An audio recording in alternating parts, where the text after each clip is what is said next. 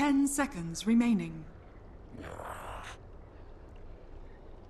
Dire team ban.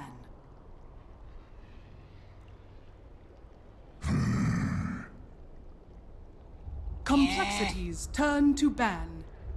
Dire team ban.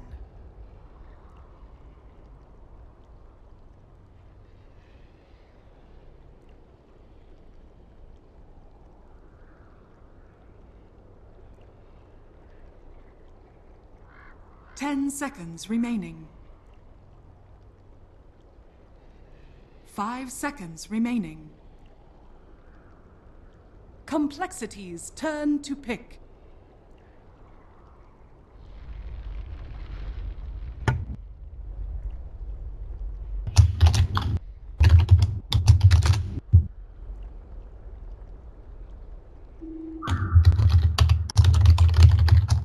Hello and welcome back, everybody, to the North American Starladder's upper bracket.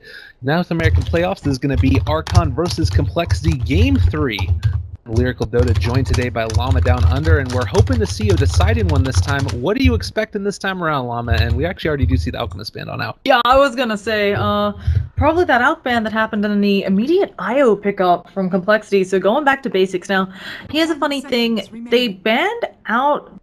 I feel like first game, right? They did a lot of good work with the IO, it gets banned out. Instead, Archon say, we're not banning the IO, and Complexity perfectly happy to pick it up. I'm not actually sure about Whitebeard and Fluff and Stuff's IO. It's not something that's, like, coming to the forefront of my mind.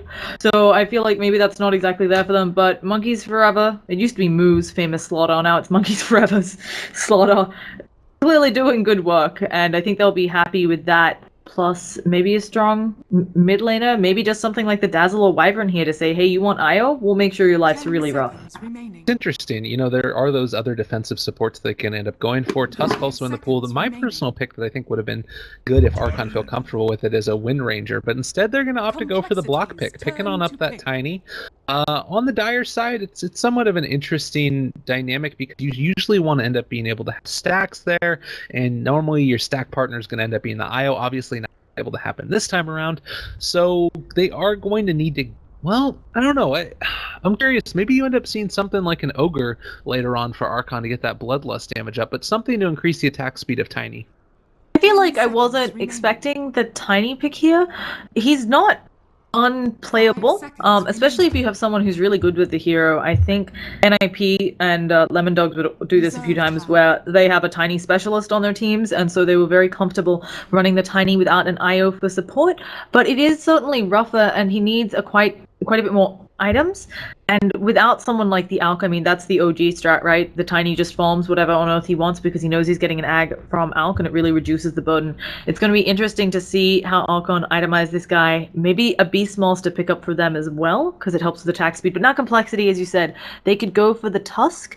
I always like him in a game, or they can maybe try to get a Gyrocopter. I was going to say something to deal with the fact that they have a lot of minus armor, but all of those supports are very defensive. But instead, Gyro, which, if Tiny gets up in your face, you don't exactly win as a Gyro, so it's interesting. I think that this is somewhat necessary, though. Like, it's a sort of hero that you can deal a lot of damage with early without having to right-click on down the Tiny. And obviously he's not going to have points on up in the craggy exterior, but still late game as well. Rocket Barrage is always going to be relevant. It's going to do a good amount of damage. Also, the call down, very, very important. And it's not the most common relocate hero that you normally end up seeing, but Gyro or IO with a Gyrocopter, you get the bonus attack speed. You're able to throw on out those flat cannons that much more quickly, and it kind of serves the same function that we saw in the last game with Shadow Fiend already being banned out, where you can slow siege on down the high ground with this Gyrocopter, and also if you need to be able to defend against an all-in push, a great hero for clearing out creep waves, depending upon which way they want to play this. Yeah. So Wyvern is banned out, a nice pickup from Complexity, because this way they don't have to worry about that obvious combo, but Darkseer is still in the pool, and Complexity, well, I mean, you might be thinking this is an offlane Slaughter, but Archon have a lot of flexibility here. We've seen safe lane Slaughters. I don't think I've seen a mid Slaughter before, but you know, you can always try new things. Especially since it might be dual mids anyway, although this IO could be helping out Gyro, it could be helping out some other hero. Yeah, it's very, very mobile at this point. I mean, occasionally you end up seeing also Slardars in a somewhat roaming role that end up picking up maybe you usually end up seeing that with something else like a Tusk that you can fall in on top of somebody and then kind of kill on that enemy mid laner. And you have Fluff and Stuff is a very, very proficient Tusk. It's, I think, his highest win rate currently on this patch. I want to say something like 9-1, if I'm not mistaken, considering they did end up winning both of their games yesterday. And I think that they got the Tusk on him one of those series. So he feels really comfortable on this hero, and some shards coming out, he can definitely block on off whoever's in that mid lane and get them in a position where you can set up an avalanche toss combo. And if you end up also, like, the other thing here to think about is this tiny throwing Slardar into the beginning of a fight and being that much more effective early without a blink dagger. Additionally, Tusk is really nice against the IO Tiny combo because you can do the Tusk Assassinate build, which is where you pick up the Shadow Blade on the Tusk, you kind of walk around to the back of the fight, making sure you bypass the sentries, and then you just kill the IO before he has time to think, because you've got that nice little Warrior's Punch with the Shadow Blade, and then Ice Shards and Snowball usually should be enough for him. He's very squishy early on, so that's one way to deal with an IO, buffing up everyone. They go for the AA ban on Complexity, pretty good one, considering that if you get AA blasted in the face with the relocate being obvious, that can really suck. But now it's going to be Huskar ban out because Archon's worried that's what the AA ban meant. Yeah, that makes sense to me. Again, a hero that can you don't want to lose to a last pick Huskar. You don't want to lose to a second phase Huskar. And while the other thing is it's great against Gyrocopter. Like, Gyrocopter does do a lot of magical damage, and he can bring you down pretty low, but there isn't that finish off, and they would need to sort of itemize around other heroes and prioritize farm elsewhere across the map to be able to make it happen. Bane going to be picked up, maybe going to give a little bit of help out, and if we do end up seeing a dual mid potentially. I mean, also just a really nice, strong hero. Maybe you get relocated on, you sleep one, you nightmare one of the heroes, you fiends grip the other. Generally, nightmare the IO, fiends grip the other, but whatever you're into. And then you've got a really strong team fight ahead of you, right? Because you've just disabled their carry. Someone comes in and helps you. It's nice. Additionally, if Complexity was thinking about picking up the Quap, one of the strong mid laners who's still in the pool, Bane is another nice way to be, as you said, one, harassing in mid, but two, good lockdown. Yeah, definitely. Well, time will tell. I think Bane is a great answer for Gyrocopter, a hero that tends to want to be able to pick on up a BKB. And if you're able to get one of those long durations Fiend's Grip, you're going to be in a great spot. They don't have any disables as of yet, except for that Gyrocopter homing missile, which doesn't always end up getting lulled. And I think that now, the fact that they ended up taking it third, like, they sort of puts another pressure on their draft, which can be addressed, and that's being able to disrupt the Bane. But it also means that they don't have, like, it's one more pressure that they're not going to be able to prioritize onto shutting down the Tiny to a large extent. So, I don't know. They do end up taking the Dazzle, two very defensive supports. I'm curious what they're going into here, but it seems like they're going almost sort of the 4 protect 1 strat. Yeah, and it gets a bit worrisome when you see a 4 protect 1 strat around a Gyrocopter. If this were something like a Spectre, I think it would make a little bit more sense from the standpoint of Spectre. You know, she's one of the hottest carries in the game. Gyrocopter does have the problem that flat cannon is only 6 shots every 30 seconds. So if those 6 shots don't kill your opponents, you're in a bit of trouble. Of course, early game, all of your damage is magical, but that's this whole, as you said, 4 protect 1 strat kind of screams, we're going to wait till this guy gets big. Now, what they actually could be doing is Gyrocopter could be maybe 2 carries, or Gyrocopter is meant to be super aggressive, using those relocates early with all of his magic damage to burst people down, and maybe Dazzle's there to help out, saying, you can go really crazy, you have a shallow grave. But I'm not sure, and I'm really interested to see what else Complexity decide to pull out for this draft. I'm wondering if it's going to be maybe the Ember Spirit.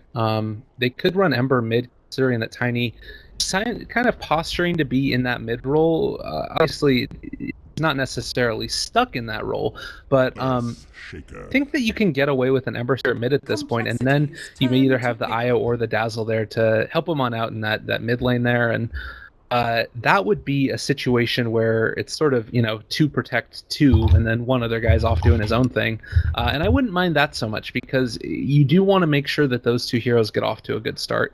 Yeah. Oh, Earthshaker, always a nice pickup, and we already saw that Fluff and Stuff. I mean, I don't want to I really want to exaggerate. He not only were Archon ahead, so he was having a great game, but additionally he was finding great pickoffs. Really, that was that awesome bait at top lane involving the Luna. But he got like a 16-minute blink dagger on an Earthshaker. That's really fantastic. So, yeah. They're in a good spot. I think the other thing here, you talk about early blink daggers, and if he's able to sort of repeat that type of thing again, if they do end up running Ember Spirit now, you have the problem of being able to get picked off in lane with that instant initiation coming out from an Earthshaker, followed up by a Bane's Fiend Grip. So what I thought might have been the pick is looking like it might not be as great of an option. They end up going for the Clockwork, taking their offlaner first, still leaving the mid laner alone at this point, and Archon are going to have a ban now to get rid of whoever they want to. But it seems to me like it needs to be somebody who can really scale well into the late game. Yeah, I'm really okay. So on Complexity's lineup, I mean, you've got a Clockwork, you've got an IO, you've got a Gyro. You're going to relocate in, get kills, maybe have Clockwork hook in. From Archon, they certainly have a Tiny who maybe mid, maybe safe lane. Maybe you just also pick a Lina or something as your mid to make sure it blows up the Gyro. Just another in-your-face hero. I'm trying to think of a mid for Complexity, as you said, that it's going to go somewhere. It's going to do a lot, it feels like. Yeah. You end up banning out the Bristleback, not wanting to cause that little problem. Also, Broodmother not going to be making an appearance this time around. The couple of the cheesy heroes have been taken out of the pool, so that makes sense to me. One last pick now with only 29 seconds left for Archondo to be able to take their choice. I feel like this one, it's going to really show where the Tiny's going to end up going, and they can go kind of any way that they want. They've got supports that are going to be able to keep you relatively safe in lane. Do you think that this is going to be the... Oh, they end up going for the Queen of Pain. Yeah, she's made it through the draft really late. Normally a hero, she was one of those heroes that she has a really high ban pick rate, close to 100%, so really surprising that she didn't get picked up earlier. And for Complexity, I mean, you can try for the Lina or something, maybe also an untraditional mid. Chessie, how do you feel about another, Brewmaster? 10 seconds. I don't know if they have... Well, they have a lot of sustain. 5 seconds. Try and go for a lot of pressure very quickly. I just don't know if they're going to have enough damage. That's the thing that I'm worried about, is mid-game and also late-game. Like, they can do a call-down into Rocket Barrage and all that other fun stuff, but they really don't have any other damage right now. And only 3 seconds left. We'll see what they go for. Ooh. So that is bringing the damage and scaling potentially late game. Also a hero that can do really well mid, depending on what this matchup is going to be. So, yeah, I'm excited to see this. Now, this can go one of two ways, right? This generally goes, the Legion Commander takes over the game. She somehow manages to get like 5 dual wins in the first 10 minutes or something ridiculous, or she has 0 impact. I find it's really rare that we kind of see the Legion Commander who throws the mid line, and it's just because if she's getting those dual wins, she can snowball pretty easily. So this is something that all right, we're game 3. All on the line. To me, it's like sort of Pudge light in terms of a mid hero. You know, it's somebody that's like very much all or nothing in terms of if this is going to be great, as you alluded to there. And if you snowball, wonderful. If you don't, it's all going to be bad. I think that Io is a great complement to this, because if Legion Commander is ever in a lane with anybody else, you're going to be able to relocate it on top of somebody and find yourself those dual lanes, or even just you have the Io run with that Legion constantly in the mid lane. It's going to be a great situation. You can also take stacks somewhat effectively on the Legion just by maxing out that Q. But regardless, we're going to start this one off. Jo is going to be playing on the Queen of Pain for Archon. Moo is going to be playing your Tiny. We do have Whitebeard on the Bane. So Fluff and stuff on the Earthshaker. And last but not least, Monkeys Forever, who's going to be playing that Starladder, all heading down towards the bot rune. Yeah. So now we've got Complexity, we've got Swindlemelons playing that offlane Clockwork. Legion Commander going to be played up by Limp, so kind of indicating that it's going to be a mid Legion Commander, which I enjoy seeing. We've got Gyrocopter on, Chessie playing that Gyrocopter, Z-Freak on Dazzle, and finally Io being played by Hanskin. So, okay, that is not a drawing, that's just... Oh, go there. Danger zone. Sometimes sometimes some of these players, like if there's a pause, they draw all over the map. So I was just like, maybe it's actually instructions, but no, it is not. And looks like Complexity have a good idea that this may not be the place they want to go in the bottom lane, and this is actually fantastic for them. If this aggro try running, especially since they've already expended a lot of vision to make sure that their offlaner has a good time, I mean, if they can make this aggro try lane work up top, all of this is a waste.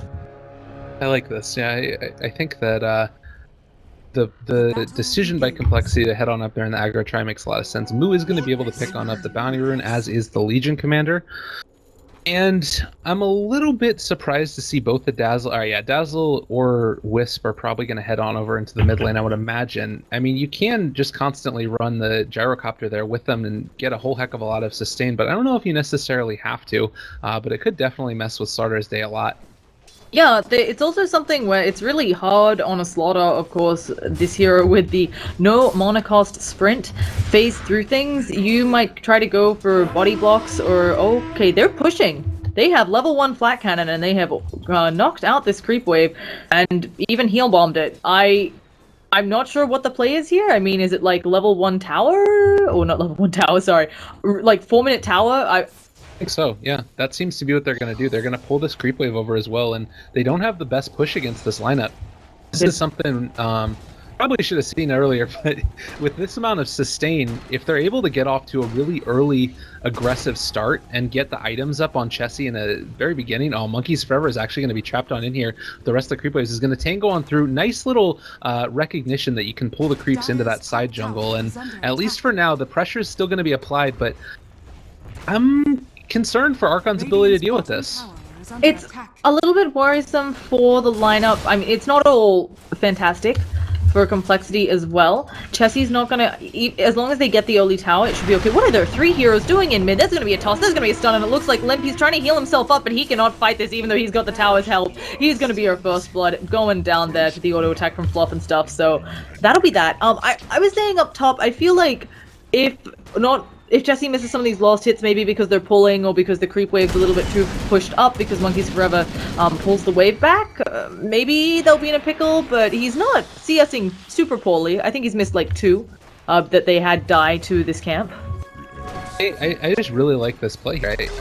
With the amount of sustain that you've seen, it looks like the thing I was concerned about with this draft was that I didn't feel like Complexity had a clear identity for what they were trying to accomplish, and now they definitely do. They're going to be trying to take these towers as quickly as possible. Look at Monkey's Fall with this, and you are going to be able to get out a lot of damage. The Poison Touch as well, that's going to be a fissure on top of Chessie. They don't have the sustain right now, but there's the Wisp coming in, and now they're going to be able to have it. Nightmare on top of Handskin a little bit longer. Finally, they end up taking out the Gyrocopter, and now this is actually a bit of a problem. So the 3-man rotation, definitely worth it, as we did end up seeing Complexity overextend ever so slightly.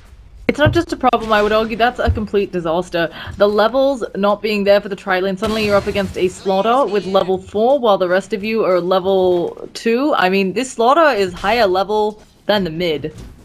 Yeah, that's not what you want to happen. Limp now is going to end up getting caught on out, and Fluff and Stuff is here to be able to lay on down the Enchant Totem. No Aftershock to be able to get the stun out.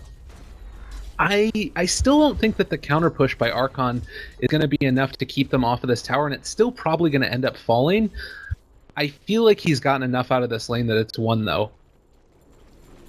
Yeah, it's looking pretty good. Oh goodness, they have another Slitherine Crush coming out, but Chessie doing a lot of good damage, and Monkeys Forever, he keeps trying to go up into that hidey hole, but that's not exactly a lot of options. He's buying time. Perhaps there's going to be some rotations more than just the Bane, but he's actually already eaten through all of the trees, and now here comes the Earthshaker. He doesn't manage to, he does manage to get 1 block off. Handskin is there though, and Chessie keeping them away with both the flat cannon and the threats of Rocket Barrage, so they're going to be fine. But now we got a full try-on-try with a definite level advantage for the lineup of Archon. Yeah, let's take a look real quickly at the net worth and experience. I mean, you do have a very substantial lead, 1,000 for both in terms of Archon's lead in this game, and they do end up tossing out the Fissure as well, blocking off the ability to pull the creep wave if that's what they wanted to come and do here. And now, like, you talked about it, Copter, level 3 on the Bane, they're in such a comfortable spot. On the upside, while Limp is definitely behind in CS, most of that being due to his death, getting up those points in the overwhelming odds makes it pretty easy, and never mind, I thought top was doing some more business, but it's not. Limp should be able to see us just fine in mid, and especially if he gets a lucky rune. I'm not sure if DD will cut it, but if he gets an invis, you know, that can be some maybe easy duel winning, or even a haste. He's just going to run back in here, fighting off against the Tiny. In terms of last hits and knives, Tiny has gotten a little bit better at the Legion as they do end up getting an initiation up top on a Monkeys Forever with the Nightmare. That's going to keep him alive a little bit longer. Crush turning it back around. Chessie getting Brain Sept as well as right click down. But this is the thing. You look at the amount of sustain that this IO has by being able to overcharge as well as tether. And Chessie always has mana. You can always toss out those rocket barrages. Yeah, so... I don't know, it's a really interesting lane. I do wonder how it's going to work out. This tower is about half health. We're 5 minutes in. A 10-minute tower isn't bad either. And another rocket barrage coming out on Monkeys Forever. He'd get the stun though, and Chessie, if he also takes a brain sap, this could be a lot of damage. They've even decided to rotate up the co-op, who has just hit level 6. She has a sonic wave, a big one coming out, and whoever she hits is going to be taking it. Let's see if they can catch people, but everybody's suddenly full. Handskin going to be the target of her damage, and yeah, they do manage to TP out the IO. Even though it forced a JO rotation, which does free up a bit more space for Swindles, I think totally worth it. Yeah, definitely. It was about as best you could hope with the Queen of Pain rotation. So you've forced a lot of these rotations here. You haven't been able to take any objectives at Archon, and the big problem is that even though you did force the rotations, that hasn't translated into you being able to win the other lanes convincingly. Tiny is still winning the mid lane, 2,500 net worth on him versus the 2,200 on the Legion, and bot lane Clockwork, well, he has been able to get levels and is currently level 6, hasn't really been able to out-farm the enemy side. Oh, Handskin might be in a little bit of trouble now. They are going to be able to get the Rocket Barrage, tons of damage on top of Fluff and stuff, as well as Whitebeard, and they are going to need to back out at least at this point in time. Sonic Wave's still not committed. Handskin's in the area. They trade off the Nightmare, and 3 heroes hopefully going to be able to find some more kills here, but 3 heroes in the top lane as well for Fluff and stuff, who's actually really low. Yeah, Monkeys Forever also tries to go for a dive onto Swindle Melons and doesn't quite make it latch. The fact that they've had now Jo up here for a while, and I feel like Jo hasn't accomplished another kill, does have the Sonic Wave, but just not quite finding the angle, and Fluff and stuff very low and completely spotted out by Complexity. I don't think the Bulls will be able to reach him, so I am pulling them back. Also worth noting that the Queen of Pain ended up going for this 1-1-3 build. There's going to be the Sonic Wave as well as the Scream of Pain, and Io just goes down, walking a little bit too far forward. I really like this build here, Ajeo, because what this means is now you've got the maximum amount of wave clear, which is what you need against the side of Complexity. They are finally going to be able to take this tower, I think, this next creep wave, possibly. Z-Freak can keep healing it back up, and it's starting to do a good amount, but mid lane now they're able to jump in on top. Well, Swindles was thinking about going in there, but not able to make it happen as Legion does end up dying in the mid lane. 0-6 start. Oh god, Complexity not where they need to be.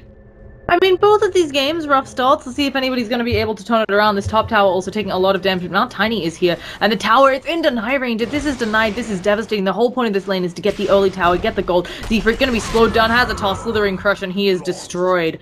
So now, let's see if Handskin, I mean, he's only level 3. We're 8 minutes in. They're going to get the deny on the tower. Top tower is under Not sure what's the best plan, and yeah, and also, as you can see, mass pings coming out, Legion Commander Swindle Melons in this case, being set up on, because now no longer Legion, of course. Here comes Whitebeard, going in, gonna actually get off a nice set of cogs, and Fluff and stuff not gonna go for the kill, because here comes Monkeys Forever to help them out. Slithering Crush gonna be hitting, and Swindle Melons, he's got the Battery Assault, but it's not enough, the minus armor as well. He goes down. Well, first game a bit of a stomp, second game bit of a stomp, third game looking to be potentially a bit of a stomp. I kind of feel like this one you had all the answers for Archon in terms of what they had running, and I'm wondering if this last pick here of the Legion Commander was something that they were intending the whole time, or if it was in response to the good answers that Archon had in their draft. It's tough to tell without knowing what they were thinking. It's pretty clear though that at this point at least Archon has all the answers. Yeah.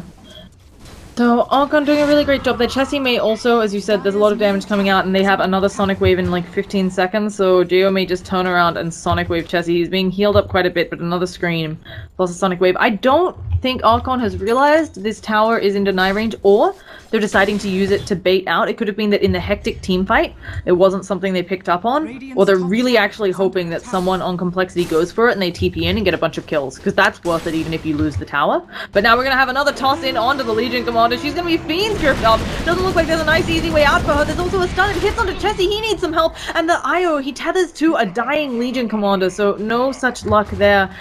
The Dazzle was the one they needed to TP in there. That was so sad. You want to be able to come on in there, help on out your carry, jump on in and save the day, and right as you jump on in as the IO to hold the hand of the Legion Commander ends up dying away from that one. Very, very sad indeed. Chessie now getting hit from the toss also. This is Moo diving behind the tier 2 tower right now, almost at just about under the 10-minute mark. They are so completely far ahead in this game, and while you do have Swindles here with the hook shot already committed, he's not going to be able to really turn anything around yet. Yeah, something else to point out is you mentioned they're very far ahead. A lot of this also being the experience lead is really big. It means that your opponents have ults when you don't. It means that they have better levels in their spells, a lot of which in this case are huge damage output things. I mean, it's not looking so easy, and we're 10 minutes in, no damage on Legion Commander, hook shots not being terribly impactful. And now Swindle, he's gonna go down, there's another toss, Slithering Crush, 2 more auto attacks? No, I think Tiny Stun, gonna get the last hit there. Who needs a Blink Dagger? I'm just going to have my buddy throw me on in every single time, and that's been the initiation the past several moments. And, you know, you think about the way that these heroes end up working. Fluff and stuff needs a Blink Dagger to really be effective. Oh, God, they're going to toss him in a second time. There's the connection. Limp ends up getting stunned on up. A second Fissure is going to end up connecting there. They're not actually going back in again here. Moo opting it back out as the IO does end up being able to get the tether off, and Fluff and stuff potentially in a little bit of trouble. They can turn back around on top of this if they want to. We also do have the Starladder in the area. There's Swindles tossing on out the hook shot. It's going to connect onto Fluff and stuff, and there's maybe the first duel victory of the day, able to get the Slithering Crush onto Swindles as they run away from him, but finally a little bit of damage on that Legion Commander.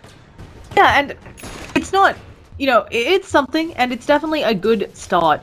They're gonna need a lot more of this. I know the plan, the plan for complexity was, let's have IO relocate, get lots of damage on Limp. Unfortunately, that's not going to be coming to fruition for a while because, of course, IO is only still 4.5.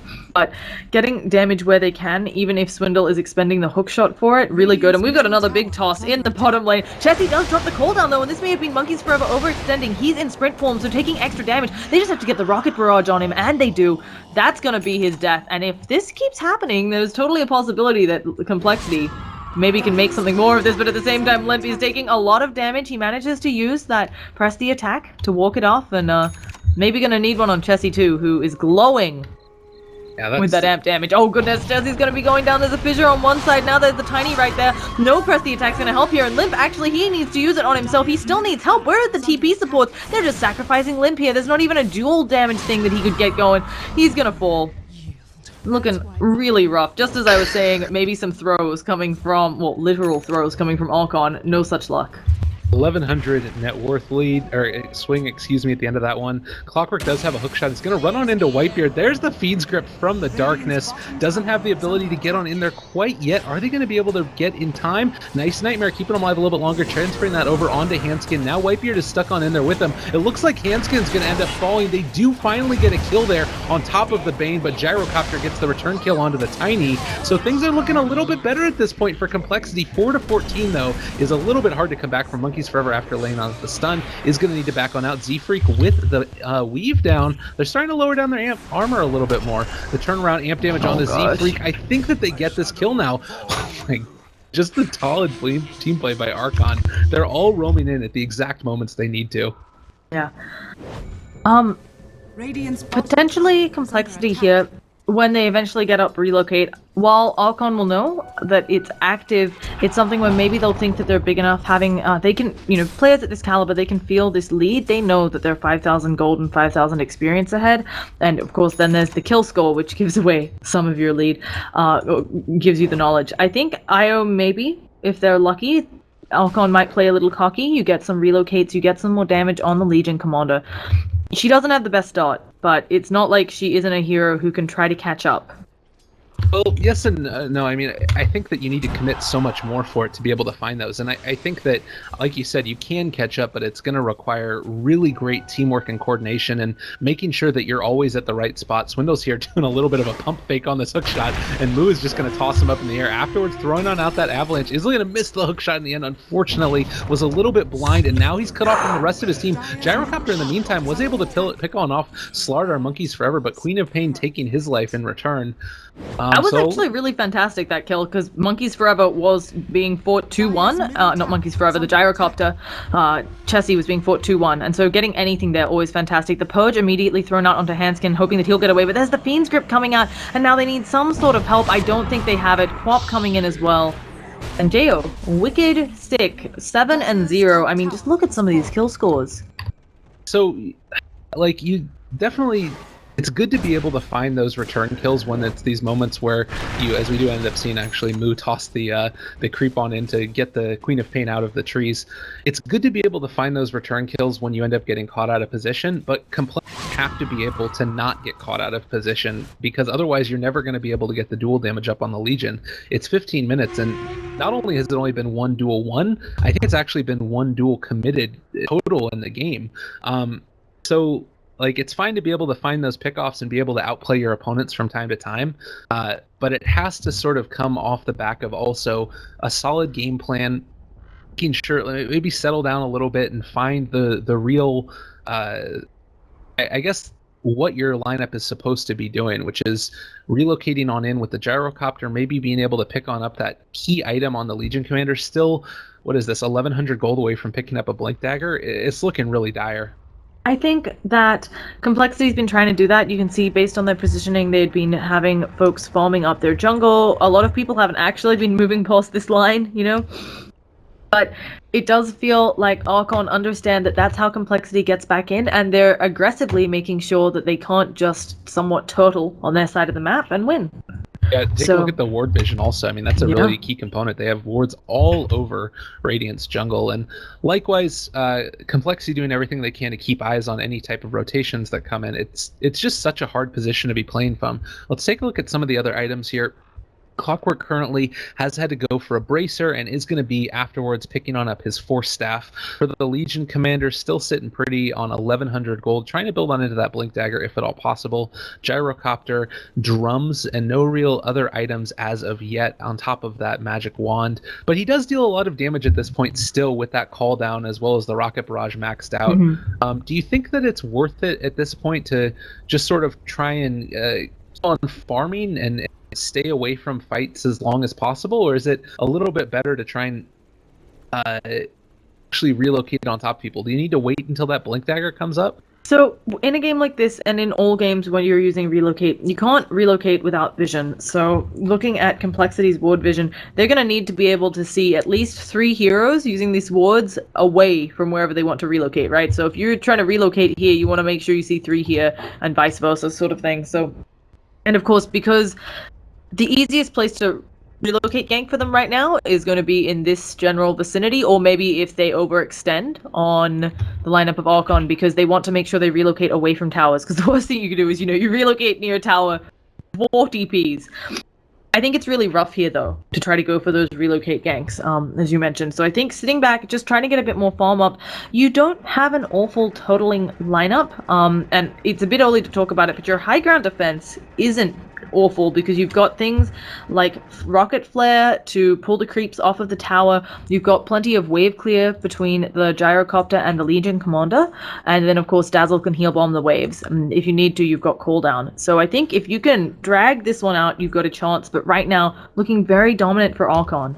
Well, and you say it's a little bit early to talk about high ground defense, but honestly, given how this game has ended up going for them, it is something you're going to need to at least be somewhat cognizant of and start thinking about, because of how poorly it's gone, that pretty soon here we're going to be in a situation where all of these Blink Daggers are starting to come up. The Tiny's just finished off his, Starladder finished off his, we have the Earthshaker only about 700 gold away from picking it up, and these are going to be very, very easy kills to find once you have that extra mobility advantage.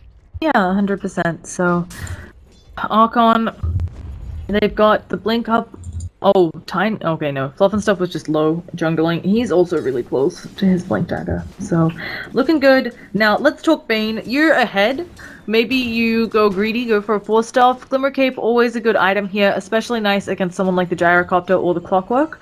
And I wouldn't be surprised. And Clockwork actually has his 4-star up. I think Swindle doing a good job of recognizing that this isn't a Blade Mail game.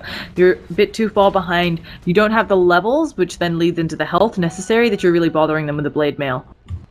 You know, we see here Complexity trying to bait out some type of rotation, but I think that Archon realized exactly what's happening right now, and as the smoke ends up breaking, they're smoking 3 heroes on in, looking to try and burst somebody down. If they're able to find Chessie and maybe toss him on back on top of the other heroes, this is looking like a little bit of a dangerous initiation. Fluff and Stuff dropping really low. Echo Slam committed as well as the Enchantotem, but they're not able to do enough there. Whitebeard now is going to be able to get the Fiend's Grip on top of Swindles. Nobody has fallen really at this point for Complexity besides the Dazzle. Earthshaker also already dead, and Whitebeard is going to end up going down there to the IO last tick of damage. Swindles and, Monkeys Forever, Sonic Wave, everything getting tossed out, and Moo trying to be able to find a pick off on Chessie, not going to be able to get it as both of the defensive supports have gone down.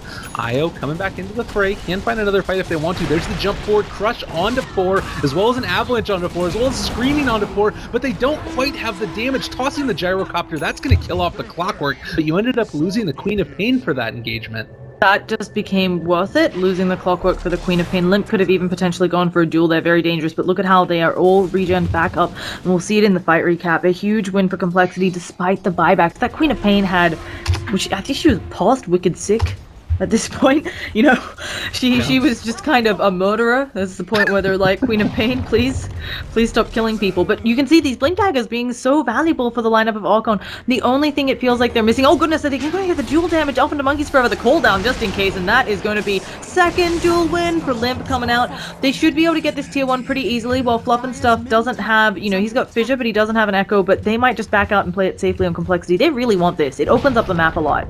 Yeah, and definitely. they catapult, go catapult. Yeah, good on catapult. Gyrocopter technically getting the last hit. The flying catapult. Yeah, pretty much. So a big win for Complexity, and this net worth graph being pulled closer and closer, and a huge kill. The fact that the Quap overextended there and they got that, really nice for them. Unfortunately, Quap is still the motor woman. I call Phoenix motor birds. Trying to make that work, doesn't really. Quap is still really scary here. She has the Orchid up. If you catch out Gyrocopter, you Orchid him, he can do nothing except wander away, sadly. Yeah, I think that probably now I'm Complexity. That fight ended up going pretty well for you, and the extended long team fights, they haven't been able to, at least as of yet, focus down the heroes that they needed. I think that last fight, you take a look at the positioning of the Earthshaker, he kind of ended up getting a little bit caught out. There's the relocate in on top of the Bane, and now after not really getting any dual victories, the Blink Dagger is going to be enough to make Limp start to really snowball around this map. And a huge turnaround. This was, I mean, it never went up to like a 10k net worth lead, but it was for about 10 minutes, roughly a 5,000 net worth lead. And really bringing it back. Complexity looking like they want to be able to win this game, and I think that they're going to be in a position to do it. Yeah, also, as you mentioned, they did a really good job of stemming the bleeding, and when we talked about it, they could see 2 heroes at the creep wave because they were farming the Radiant creeps up there, and then also another was passing by the ward, so they knew that this relocate was really safe, and now they know where the enemies are in their jungle, so really working out nicely for Complexity, understanding that, hey, there's probably some folks trying to kill us all. Oh, Jo gets the courier, though. That was a big courier. I didn't quite catch what it was. That's going to be able to catch onto him and just going to be able to blink on out of there. Yeah. Do they have any other possibility to find this? Not going to look like it. They do have a duel if they're able to catch, but not quite in position as of yet. Jo's still running away. Oh, that was a nice little snipe there. What was on the courier? Believe that was the Gyrocopter item. Let's take a look real quick. Worthwise. Oh goodness, items. They're gone. So either way, we will investigate shortly, folks. It is devastating, obviously, to lose that much net worth on your courier. I think that Complexity probably able to wait 3 minutes, especially if they can make another relocate play. But as we said, it's hard. Archon is going to say, hey, we don't want to be out of this yet. Maybe Roshan, maybe something else. They can do a really early Roshan, of course, with Slithering Crush. That recent update, my courier Mines. hotkeys ended up getting taken out there. So unfortunately, they are now gone forever.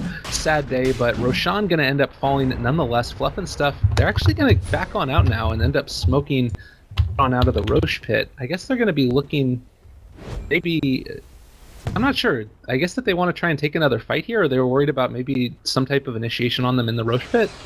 Yeah, I mean, it's one of those fights where I don't think it's not awful for Archon. I mean, okay, if they take a full cooldown and then maybe full overwhelming odds, they might get pretty low, right? And then they're worried about being picked off by everyone else. Maybe Swindles hooks in, separates some folks with the cogs. It's not the easiest, and of course you can check that frequently with Rocket, but we've got a Rocket flying over Whitebeard, Kappa Ross, and just going out to that top lane, constantly keeping it pressured. This actually is another play that I think they're doing by constantly pressuring up top and also having ward vision. You're splitting people up around the map. Clockwork Cook here on the bottom rune. Monkeys Forever is starting to drop a little bit low. They do have the possibility for a duel. Nice Force Staff there. Going to be able to find the duel victory as Limp wins another one. 52 duel damage. Really starting to stack on up. Yeah, and that's exactly what they were doing, right? By continually pressuring the top lane with rockets, with whatever else they're doing, they're trying to split people up around the map, because you don't want to just let the farm go as Archon. But the moment they know that someone isn't quite surrounded, they're going to go get some dual damage on Limp, and this is working out really nicely for them. And now he's just going to farm up top casually, you know? Jo probably not wanting to dive this one, and should, with this next wave, be able to let the tower... Yeah, tower's in deny range now. Really nice win for the guys on Complexity. Ollie. And it just seems like at this point now, the vision has really been hampered a lot by Complexity, and Archon don't have the same advantage that they had in that regard, and playing to a large extent in the dark. I'm wondering if maybe at this point you need to try and find some type of smoke ink on through the enemy jungle, at least to just get down wards, or find anything. But it looks like instead they're going to be going on in to try and take Roche, build on back that advantage that they did have before. The Rocket Flare going in, though, it makes it a little bit too scary for them, and they are going to end up backing out of there.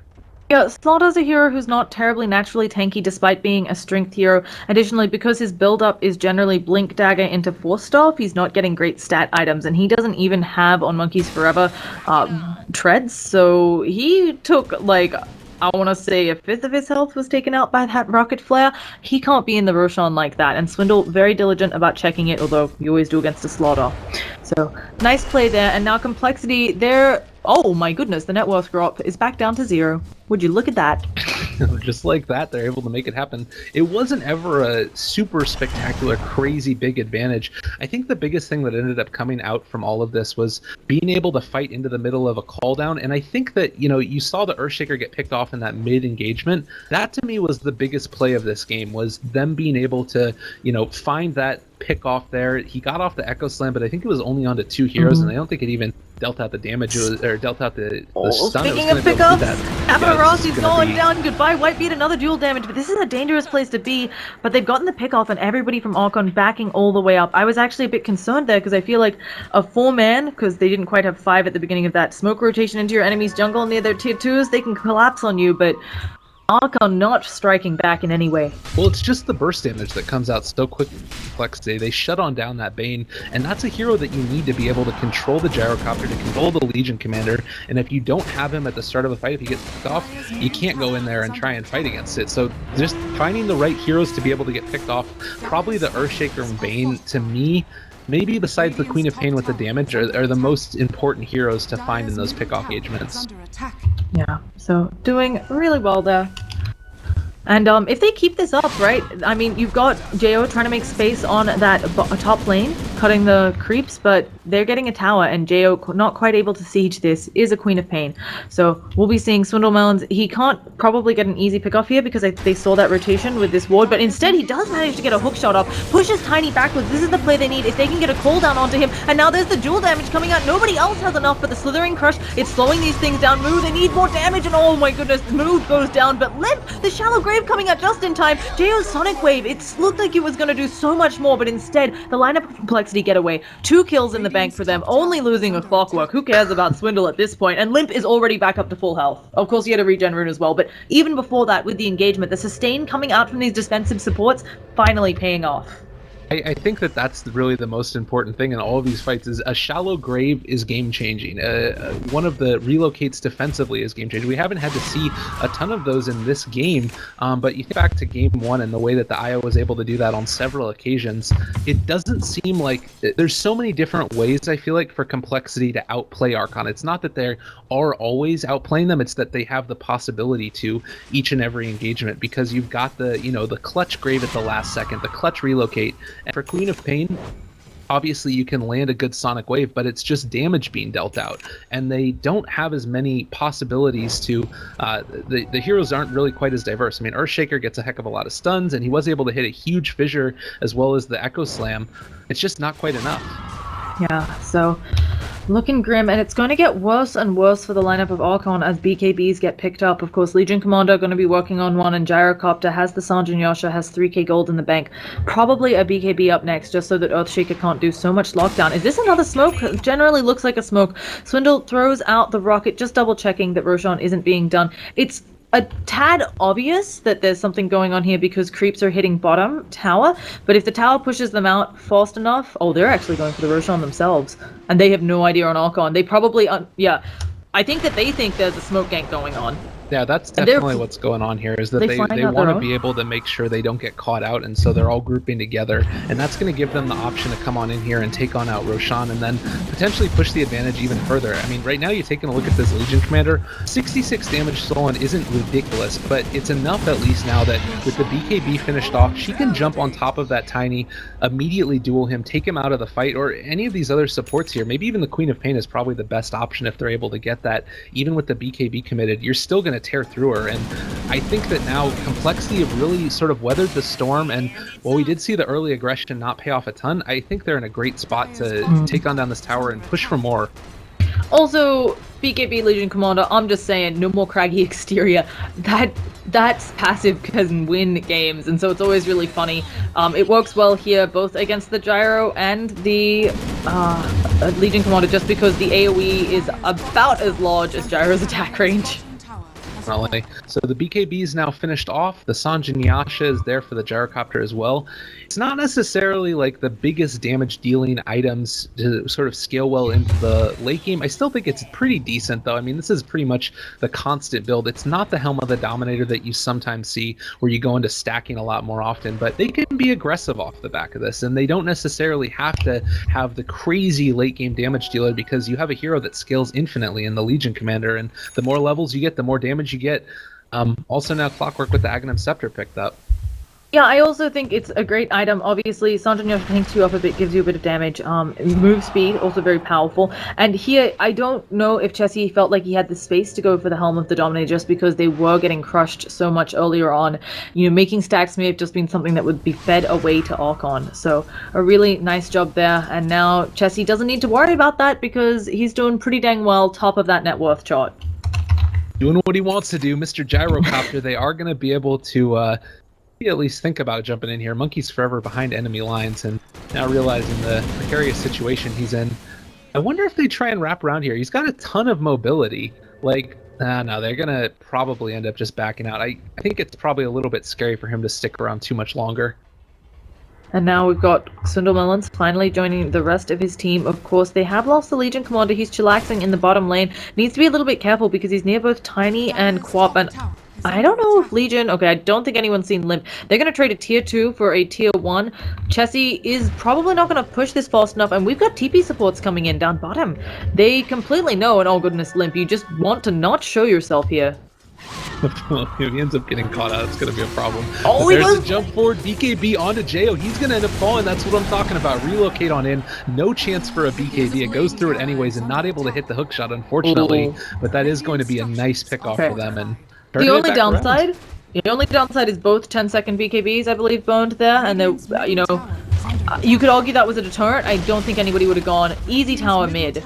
So I still think it's worth it from the standpoint of dual damage is very hard to put a timer on it. And out of nowhere, not a timer, a worth on it. Out of nowhere, Swindles has an Aghanim Scepter. That's what happens when your team is in the hole and comes out at it. definitely. That comeback mechanic still very evident.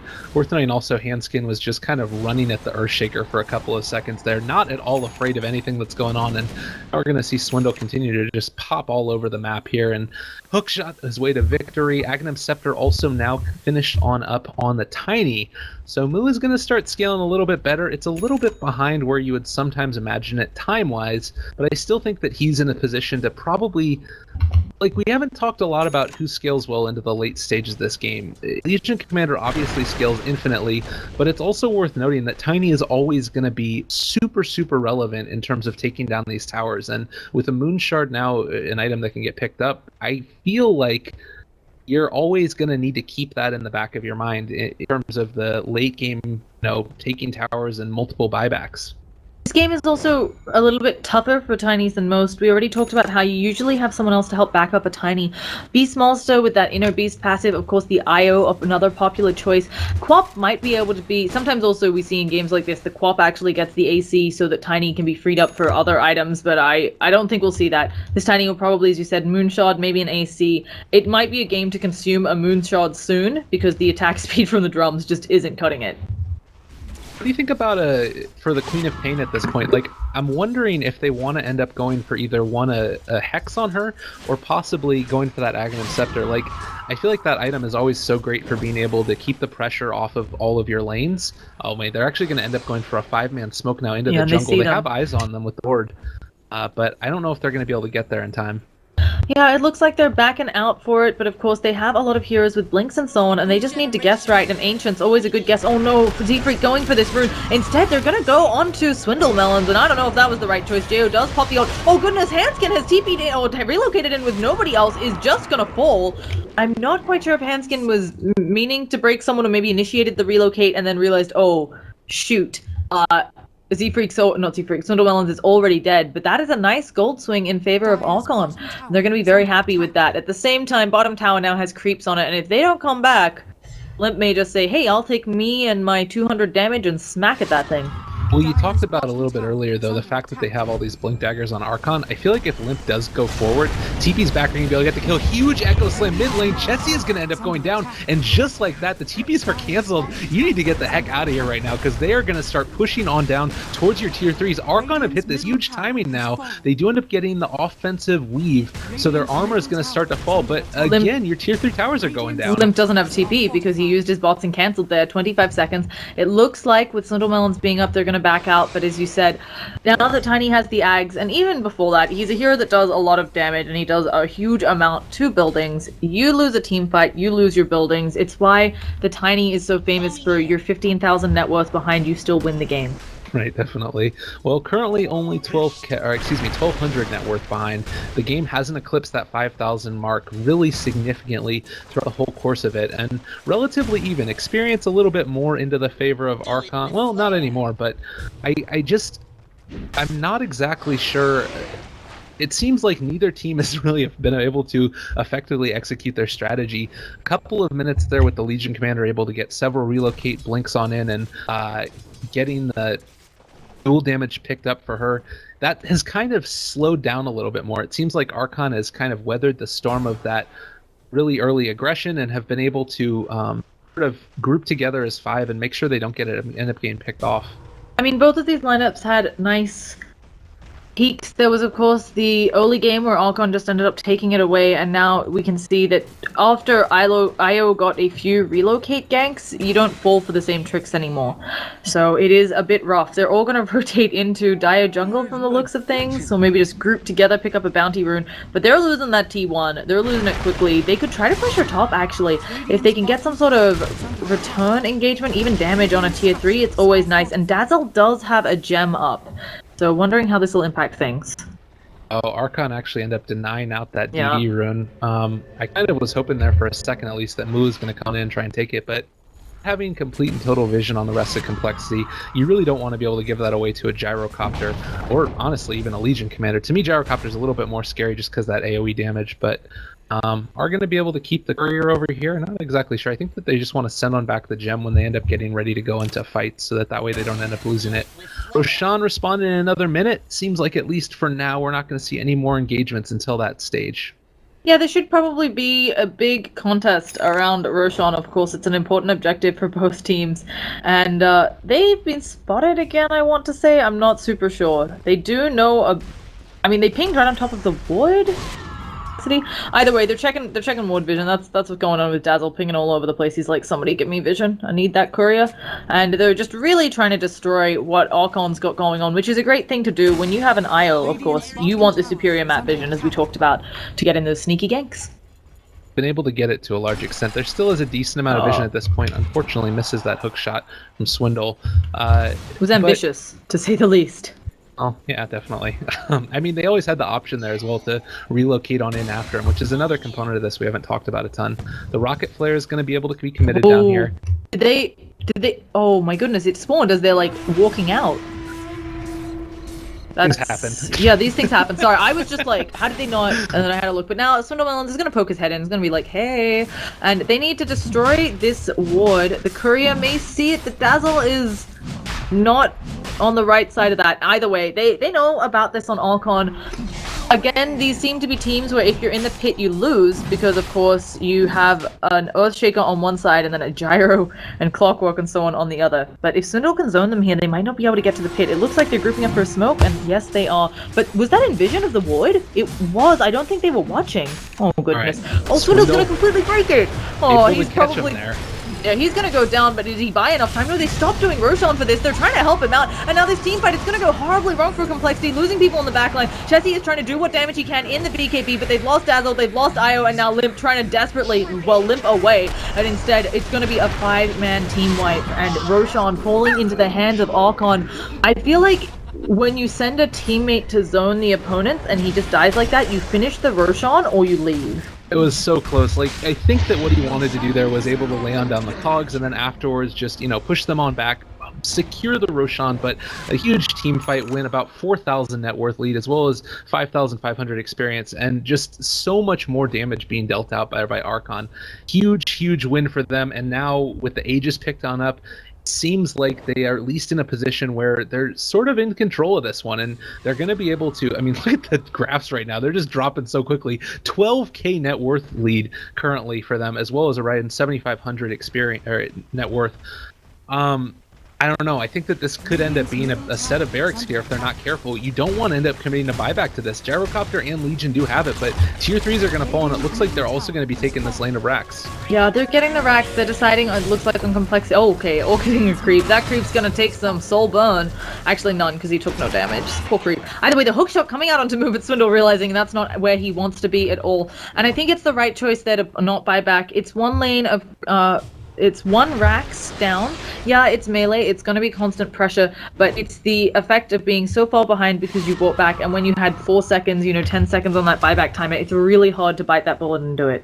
I mean, the other thing here also that, like, all right, first of all, you end up losing this net worth lead that you were able to build. You also end up losing the Aegis, so now you can't be as aggressive. Finally, the gem ends up going down, and the one way that you tend to have to be able to get back into this game, which is by virtue of being able to take a map advantage vision-wise and then get those relocate ganks in, you can't make that happen either because you don't have the ability to control the rest of the vision. Is just hanging out here in the bottom lane, hoping to see if somebody would come to farm this, but not going to be able to happen, and it looks like they're going to be comfortable at least pushing on down this tier 2 tower here, as we do end up seeing Complexity push on up towards the top tower. They're smoked up as well, and maybe we might end up seeing a bit of some trades here. Yeah, it's something where I think that Archon will more than likely TP back, but of course Tiny doesn't have one. Quap does. I don't know if our Complexity has spotted this out. Everybody except for the Tiny has one, so if they can go for this type of push, they're going to be very lucky, but they have no idea about the states because they were staying way far back. They're now going to go work on the tier 3, see what they can do. I think they have to get this. Tiny is going to... did somebody give him a TP? No, Tiny has to walk. Maybe they can take this team fight without a Tiny, but they've already taken a lot of damage, fluff and stuff. Swindle is trying to just get on out of there. BKB popped on Deo, and this may be just their sign to back on out. Wait until that's down. Now, Swindle Melons, he's a little bit far out, and Monkeys Forever thinking about going for a jump, but going to be happy with the defense. They did lose the tier 2, and they're going to lose their ranged racks, although it's not the most important, so... Oh, they actually glyph for it. Oh god, I think right there also, like, alright, so you lose your glyph now, and on top of that you end up coming on back for it. I don't know.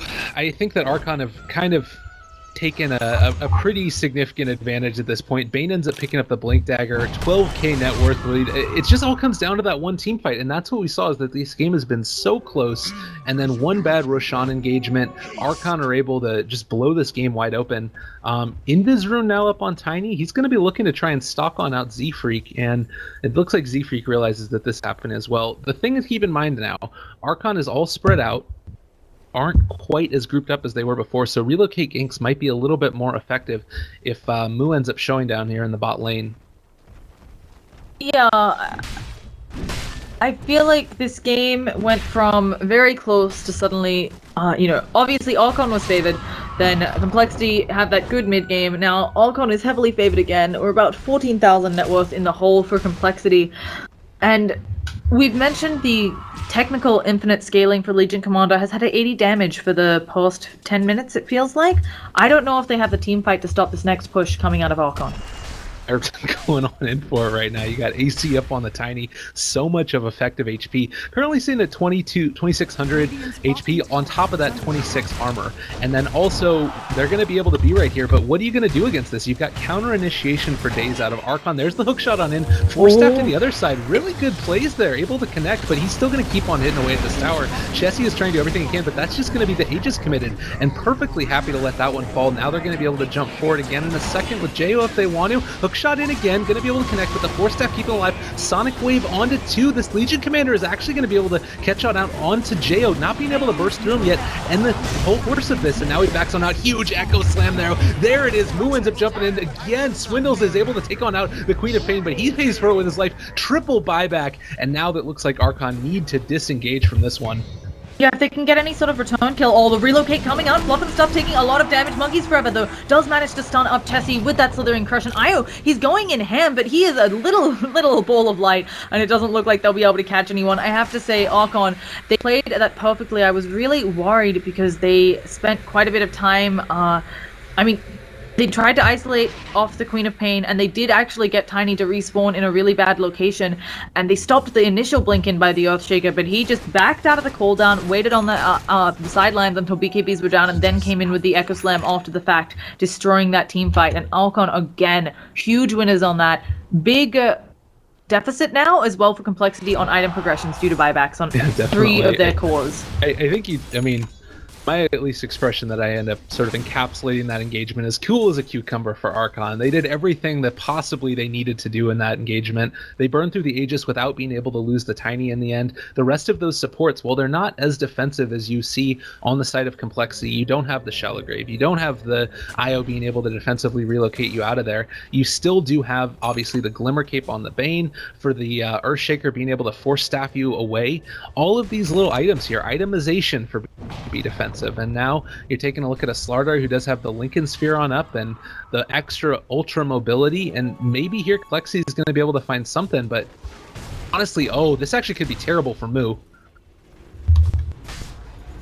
Looks like they're not exactly going to be able to engage on anything. There's going to be a hookshot coming out from Fluff and Stuff. That was a really weird engagement. And now Swindlemelons, he is trying to just TP out in Glimmer Cape. They will be able to know one more auto attack will do it on Fluff and Stuff. Unfortunately, in the backlands, they've lost the Dazzle, they've lost the Io, and Chessie, he is isolated without some help. Oh gosh, is Lim going to go for a duel here? This is a very ambitious duel, tossed up, going to take a lot of damage, and the winner, oh goodness, it comes out onto the slaughter. Monkeys Forever getting plus 18 damage, and that was maybe not the engagement they wanted to take, and Tiny may just barrel down the mid lane knowing that there are no buybacks. Earthshaker even bought back into that game to try and get in here. They're smelling blood. They realize that this is their moment to go. There's no buybacks at all, as you mentioned, on Complexity, and I think that this is just going to be straight for tier 4s probably.